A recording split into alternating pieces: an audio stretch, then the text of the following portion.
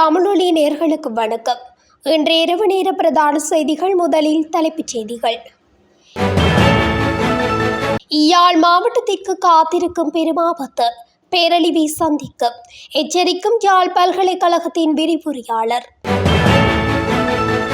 வளமைக்கு திரும்பியது நாயாற்று பாலத்தினூடான போக்குவரத்து. மட்டக்களப்பில் மீண்டும் கடல் கொந்தளிப்பு, விடுக்கப்பட்டுள்ள எச்சரிக்கை. நிரம்பி வழியும் மகாவலியாறு மறு அறிவித்தல் வரை மூடப்படும் வீதி, அவசர எச்சரிக்கை. நுவரெலியாவில் கட்டுப்பாட்டு இழந்து விபத்துக்குள்ளான விமானம், மீட்பு பணிகள் தீவிரம். இசாரா செவ்வந்திக்கு உதவிய இருவருக்கு நீதிமன்றம் பிறப்பித்த உத்தரவு. சட்டவிரோத மதுபானம் அருந்தி உயிரிழந்தவர்களின் எண்ணிக்கை மேலும் 7ஆக அதிகரிப்பு. வங்கக்கடலில் உருவாகும் காற்றழுத்த தாழ்வு மண்டலம் தயார் நிலையில் அதிகாரிகள். அடுத்த 12 மணித்தியாலத்தில் உருவாகப் போகும் திடீர் மாற்றம். இந்திய கடத்தொழிலாளருக்கு விளக்கமறியல், பிறப்பிக்கப்பட்ட உத்தரவு. போதைப் பொருளுடன் சிவில் பாதுகாப்பு உத்தியோகத்தர் உட்பட 2 கைது. தொடர்பான விரிவான செய்திகள். தற்போது உருவாகியுள்ள காற்றழுத்த தாழ்வு மண்டலத்தால் யாழ் மாவட்டத்தில் 600 மில்லிமீட்டருக்கு மேல் மழை பெய்யும் என யாழ் பல்கலைக்கழகத்தின் சிரேஷ்ட விரிவுரையாளர் நாகமுத்து பிரதீபராஜா எச்சரித்துள்ளார். வங்காள விரிகுடாவில் நிலை கொண்டுள்ள குறைந்த காற்றழுத்த தாழ்வு குறித்து பொதுமக்களுக்கு விழிப்புணர்வு வழங்கும் வகையில் யாழ் ஊடக மையத்தில் ஊடக சந்திப்பை இன்று முன்னெடுத்த போது அவர் மேலும் இதனை கூறியுள்ளார். உருவாகியுள்ள தாழ்வு மண்டலமானது நாட்டின் கிழக்கு கடற்கரையை நோக்கி நகர உள்ளது. இது மணிக்கு 9 கிலோமீட்டர் வேகத்தில் நகர உள்ளது என்றும் எதிர்பார்க்கப்படுகின்றது. இதனால் 60 கிலோமீட்டர் வேகத்தில் காற்று வீசும் என எதிர்பார்க்கப்படுகின்றது. குறிப்பாக 1970ஆம் ஆண்டுக்கு பின்னர் ஜனவரி மாதத்தில் உருவாகியுள்ள 21வது தாழ்வு மண்டலமாக அமைகின்றது. எதிர்வரும் 8, 9, 10ஆம் தேதிகளில் கிழக்கு மாகாணம் பாரியளவு மழைவீழ்ச்சியை எதிர்கொள்ள வாய்ப்புள்ளது. அத்துடன் 9ஆம் தேதி, 10ஆம் தேதிகளில் யாழ் மாவட்டம் இதுவரை எதிர்கொள்ளாத மிக அதிக மழைவீழ்ச்சியை எதிர்கொண்டு பேரழிவை சந்திக்கும் என்று எச்சரிக்கப்பட்டுள்ளது. எனவே பொதுமக்கள், முக்கியமாக யாழ்ப்பாண மக்கள் இது தொடர்பில் விழிப்புணர்வு எச்சரிக்கையை அவதானத்தில் கொண்டு தங்களது பாதுகாப்பை உறுதி செய்வது அவசியம் என்று வலியுறுத்தினார். அத்துடன் 9ஆம் தேதி, 10ஆம் தேதி யாழ் மக்கள் வெளியில் செல்வது மிகவும் அவதானமாக செயற்படுமாறும் கேட்டுக்கொள்ளப்பட்டுள்ளது. இது தொடர்பில் யாழ் மக்கள் முன்னெச்சரிக்கையுடன் இருக்குமாறும் கேட்டுக்கொள்ளப்பட்டுள்ளது. முல்லைத்தீவு நாயாற்று பால வீதி புனரமைப்பு பணிகள் நிறைவு பெற்றுள்ள நிலையில் குறித்த பாலத்தினுடனான போக்குவரத்து இன்றைய தினம் வழமைக்கு திரும்பியுள்ளது. டிட்வா புயல் மற்றும் மழை வெள்ளத்தினால் முல்லைத்தீவு மாவட்டத்தில் முக்கிய பாலமாக காணப்படும் நாயாற்று பாலம் உடைந்து போக்குவரத்து தடைப்பட்ட நிலையில் பாலத்தின் திருத்த பணிகள் இடம்பெற்று வந்தது. சேதமடைந்த குறித்த 2 பால புனரமைப்பு பணிகளில் இலங்கை இராணுவத்தின் பொறியியல் பிரிவினர் மற்றும் வீதி அபிவிருத்தி அதிகார சபையினரும் இணைந்து மேற்கொண்ட நிலையில் திருத்த பணிகள் இன்றுடன் நிறைவடைந்துள்ள நிலையில் வீதி ஊடான போக்குவரத்து இன்றைய தினம் வழமைக்கு திரும்பியுள்ளது. மட்டக்களப்பு மாவட்டத்தில் மீண்டும் கடல் கொந்தளிப்பு ஏற்பட்டுள்ளதால் கடற்தொழிலாளர்களே கடலுக்கு செல்ல வேண்டாம் என வானிலை அவதான நிலையம் அறிவித்துள்ளது. கடுமையான கடல் சீற்றம் காரணமாக கடல் பிரதேசம் பேரிரைச்சலுடன் காணப்படுகின்றது. கடல் கொந்தளிப்பு காரணமாக கடற்தொழிலாளர்கள் தொழில் நடவடிக்கைகளில் ஈடுபடாமையினால் வாழ்வாதாரத்தை இழந்து நிர்கதியான நிலைக்கு தள்ளப்பட்டுள்ளதாக தெரிவிக்கப்பட்டுள்ளது. அனர்த்த நிலைமை காணப்படுவதால் கடற்தொழிலாளர்கள் கடலுக்கு செல்ல வேண்டாம் என வானிலை அவதான நிலையம் அறிவித்துள்ளது. கடலுக்கு செல்லாமல் இருப்பதால் தமது அன்றாட ஜீவனோபாயத்தை பெற்றுக்கொள்ள எந்தவித வழிகளும் இல்லாமல் அல்லல்பட்டு வருவதாக அப்பகுதியில் உள்ள கடற்தொழிலாளர்கள் கவலை வெளியிட்டுள்ளனர். மேலும் மீண்டும் மாவட்டத்தில் பாரியளவிலான கடல் கொந்தளிப்பு ஏற்பட்டிருப்பதால் கடற்தொழிலாளர்கள் பெரும் கஷ்டங்களை எதிர்கொண்டு வருவதாகவும், புதிய காத்தான்குடி, ஏத்துக்கால், பூனச்சிமுனை உட்பட மாவட்டத்தின் பல பிரதேசங்களிலும் கடற்தொழிலாளர்கள் கடும் அவலங்களை எதிர்கொண்டு வருவதாகவும் தெரிவித்துள்ளனர். கரையோர பிரதேசங்களில் அமைந்துள்ள கடற்தொழிலாளர்களுக்கு சொந்தமான மீன்பாடிகளும் தொடர்ச்சியாக மூடப்பட்டுள்ள நிலையில் கடல் மீன்களுக்கும் பெரும் தட்டுப்பாடு ஏற்பட்டுள்ளது. மட்டக்களப்பில் தொடர்ந்தும் பருவமழை பெய்து வருவதால் பல இடங்களில் நீர் தேங்கியுள்ளமை குறிப்பிடத்தக்கது. கனமழை காரணமாக மகாவலி ஆறு பெருக்கெடுத்து சோமாவதிய சுங்காவில வீதி நீரில் மூழ்கியுள்ளது. இதன் காரணமாக அவ்வீதியூடான போக்குவரத்து நடவடிக்கைகள் இன்று காலை 8:30 மணி முதல் இடைநிறுத்தப்பட்டுள்ளதாக போலீசார் பொதுமக்களுக்கு அறிவித்துள்ளனர்.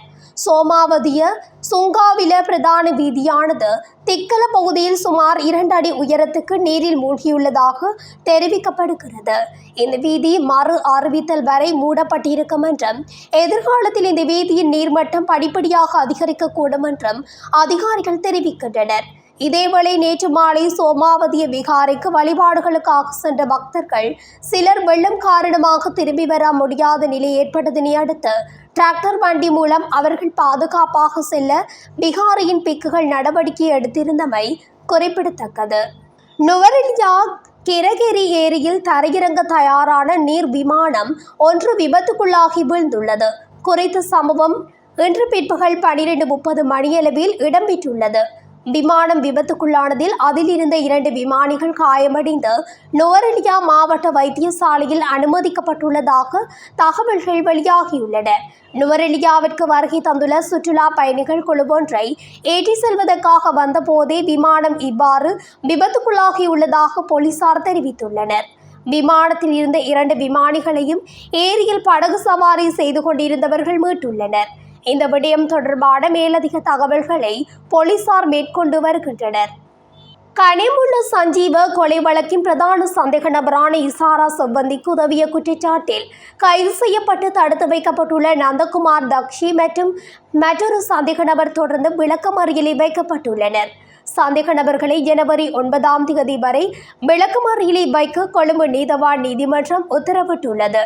90 நாள் விளக்கமறியல் உத்தரவின் பேரில் விளக்கமறியலில் வைக்கப்பட்ட 2 சந்தேக நபர்களையும் கொழும்பு குற்றப்பிரிவு இன்று கொழும்பு தலைமை நீதவான் அசுங்க எஸ் போதிரகமு முன்னிலைப்படுத்தி போது இந்த உத்தரவு பிறப்பிக்கப்பட்டுள்ளது. இதற்கமைய சந்தேக நபர்களை ஜனவரி 9 வரை விளக்கமறியலில் வைக்க நீதிபதி உத்தரவிட்டுள்ளார்.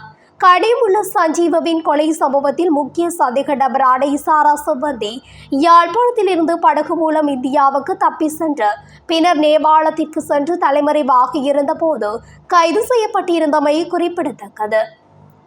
பென்னப்புவ பகுதியில் சட்டவிரோத மதுபானம் அருந்தி உயிரிழந்தவர்களின் எண்ணிக்கை 7ஆக அதிகரித்துள்ளது. மேலும் 8 பேர் நீர்கொழும்பு வைத்தியசாலையில் சிகிச்சை பெற்று வருகின்றனர். இந்த விடயம் தொடர்பில் ஒரு ஆண் மற்றும் 2 பெண்கள் கைது செய்யப்பட்டுள்ளனர். ஆண் சந்தேக நபர் மேலதிக விசாரணைக்காக தடுப்பு காவலில் வைக்கப்பட்டுள்ளார். 2 பெண்களும் மாரவில நீதவான் நீதிமன்றத்தில் முன்னிலைப்படுத்தப்பட்டு இம்மாதம் 19 வரையில் விளக்கமறியலில் வைக்கப்பட்டுள்ளனர். எதிர்காலத்தில் ஏற்படக்கூடிய எந்த ஒரு பேரிடரையும் எதிர்கொள்ள தேவையான அனைத்து ஏற்பாடுகளையும் மேற்கொண்டுள்ளதாக அனர்த்த முகாமைத்துவ நிலையம் தெரிவித்துள்ளது.